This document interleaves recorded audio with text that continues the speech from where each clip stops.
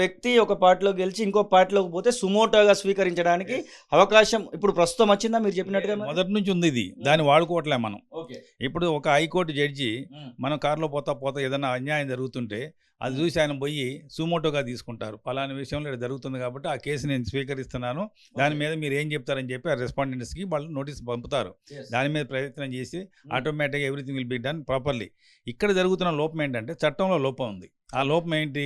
ఒక ట్రిబ్యునల్ అనేది ఉంది. ఆ ట్రిబ్యునల్ ఎవరు? ఒక స్పీకరు. ఆ స్పీకర్ దగ్గర ఒక ఎమ్మెల్యే ఉంటే అధికార పార్టీ ఎమ్మెల్యే పోయిన తర్వాత వాడిని ఇంకో డిస్క్వాలిఫై చేస్తారు, చెయ్యరు. కాబట్టి అక్కడ ల్యాక్యూనాన్ని పెట్టుకొని వీళ్ళు ఈ విధంగా గేమ్ ఆడుతున్నారు. దానికి నేను చెప్పే సజెషన్ అంటే ఇప్పటికిప్పుడు మనం అమెండ్మెంట్ చేయడం అంటే కాదు, అది చట్టంలో అన్న మార్పు రావాలి. లేదనుకున్నప్పుడు ఈ కాన్స్టిట్యూషనల్ కోర్ట్స్ అంటే హైకోర్టు, సుప్రీంకోర్టు, వీళ్ళలో ఎవరైనా ఏ జడ్జి అయినా కూడా సుమోటోగా తీసుకొని ఆ కేసును చేసి నిన్న ఆ పార్టీలో ఉండి ఇవాళ ఈ పార్టీలో పడి, దానికి పెద్ద ఎవిడెన్స్ కూడా అవసరం లేదు. మీకు తెలుసు, నాకు తెలుసు, అంత పత్రికల్లో వస్తుంది. దానికి అవసరమా? సూర్యుడు పొద్దున్న లెగిస్తే ఎటుంటే తూర్పు అని చెప్తాం మనం, దానికి మళ్ళీ ఎవిడెన్స్ కావాలన్నా? In the same fashion party ఫిరాయింపులు ఎప్పుడైతే ఒక వ్యక్తి చేసిండో తెల్లారిపాటి కూడా సస్పెండ్ చేయాల్సిందే. ఏది? ఎమ్మెల్యే పోస్ట్ నుంచి. వాడు నిజంగానే కనుక అయిపోతే డిస్క్వాలిఫై చేయాలి, 6 years చేయాలి. లేదు అనుకున్నప్పుడు అతను కంటిన్యూ చేయాలంటే ట్రయల్ జరగాలి, విత్ ఇన్ మంత్లో అది కంప్లీట్ కావాలి. ఇది ప్రజాస్వామ్యం యొక్క ఒక స్పిరిట్ని వాళ్ళు మనం డెవలప్ చేసిన అవుతాం. అది చేయలేకపోతున్నారు, అది మన దురదృష్టం. అలాంటి వాటికి తీసుకురావాలని ఉద్దేశంతో రాజకీయాలు రావడం జరిగింది. 4,61,000 మంది ఓటర్లు ఇప్పుడు కనబడతా ఉన్నారు మొత్తం 3 జిల్లాలలో ఉన్నటువంటి పట్టభద్రులు అంటే డిగ్రీ గ్రాడ్యుయేట్ పూర్తయినటువంటి వాళ్ళే మనకు కనబడతా ఉంటారు. మీ యొక్క ఆలోచనలను ఎంతమంది స్వీకరిస్తారు అనుకుంటున్నారు? మీకు అసలు ఆలోచన ఎట్లా కనబడతా ఉంది? మొదటి ప్రాధాన్యత, రెండో ప్రాధాన్యత ఓటు రూపకంగా జరిగేటువంటి ఎన్నిక. అవునండి, ఇది చాలా అసలు మెచ్యూరిటీగా ఉన్నటువంటి ఎలక్షన్ ప్రాసెస్ ఇది. అంటే ఒక ఓటర్ అనేవాడు నిలబడ్డ ప్రతి ఒక్కడు కూడా ఓటింగ్ ఇవ్వచ్చు అనమాట. ఇప్పుడు మనకి ఎగ్జాంపుల్ 52 మంది నిలబడుతున్నారు. సో ఫస్ట్ ప్రిఫరెన్స్ అనేది ఎక్స్కి ఇస్తే, సెకండ్ ప్రిఫరెన్స్ 52కి ఇవ్వచ్చు, థర్డ్ ప్రిఫరెన్స్ వచ్చి ఫస్ట్కి ఇవ్వచ్చు. ఈ ప్యాటర్న్లో ఉండటం వల్ల ఏంటంటే ఓటర్ యొక్క మెచ్యూరిటీ తెలుస్తుంది. అదేవిధంగా ఎవడైతే గెలిచిండో వాడు ఇంతమందిని కూడా టచ్ చేసిన వాడు అవుతాడు. అట్లా పాత దాని మీద ఒకదానికి వేసేసి ఓటేసిపోతే అది మాస్ ఓటింగ్. అది but this is the class voting as well as the graduates who are aware of everything. సమాజం తెలుసు, సంఘం తెలుసు, మీలాంటి వాళ్ళు తెలుసు, అలాంటి వాళ్ళు మాత్రమే పార్టిసిపేట్ చేస్తున్నారు. కాబట్టి నాకు ఉన్నటువంటి అనుభవంలో తప్పనిసరిగా వాళ్ళు ఆలోచిస్తారు. ఆలోచించి మేము ముఖ్యంగా చెప్తుంది ఏంటంటే, ఇంతకుముందు ఆల్రెడీ 3 పార్టీలు పోటీ చేశారు, గెలిచారు, రాజ్యాలు ఏరారు, చూశారు. కాబట్టి ఆ 3 పార్టీలకి ఓటేయొద్దు అంటున్నాం మేము.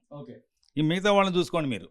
ఆ మిగతా వాళ్ళు చేసినట్టయితే ఆటోమేటిక్గా మీకు అనుకూలంగా ఉంటుంది. కాబట్టి ఆ విధమైనటువంటి అవకాశం కల్పించినట్టయితే తప్పనిసరిగా దీంట్లో వాళ్ళు ముందుకు వచ్చి ప్రజాస్వామ్యాన్ని కాపాడతారని, ఆ విధంగా ముందుకు పోవచ్చిన అవకాశం ఉందని తెలియజేస్తూ 52లో మీ పేరు ఎక్కడ వచ్చింది? ఎందుకంటే చాలా పెద్దగా వస్తుంది షీట్ అనేది, ఆ షీట్లో మీ పేరు ఎక్కడ కనబడబోతుంది? ఇది నాది 12 అండి, సీరియల్ నెంబర్ 12లో ఉన్న.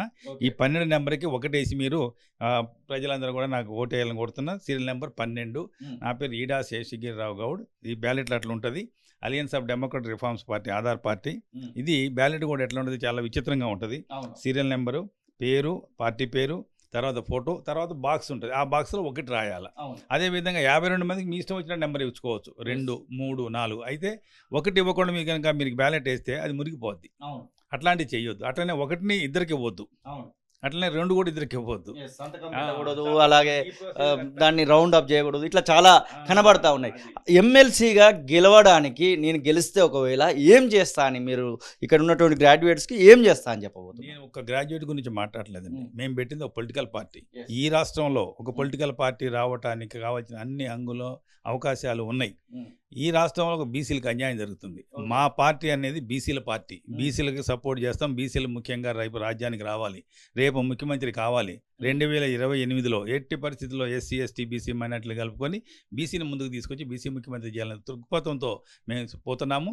మేమెంతో మాకంతా, ఇప్పుడు మీకెంతో మీరు తీసుకోండి, మాకేం అభ్యంతరం లేదు. కానీ మా ఓటాన్ని మీరు తీసుకొని చేయటం కరెక్ట్ కాదు అనే కాన్సెప్ట్ మీద మేము పోయి చేస్తున్నాం. అసలైన తొలి వెలుగు. ఫాలో వాట్సాప్ @తొలి వెలుగు official.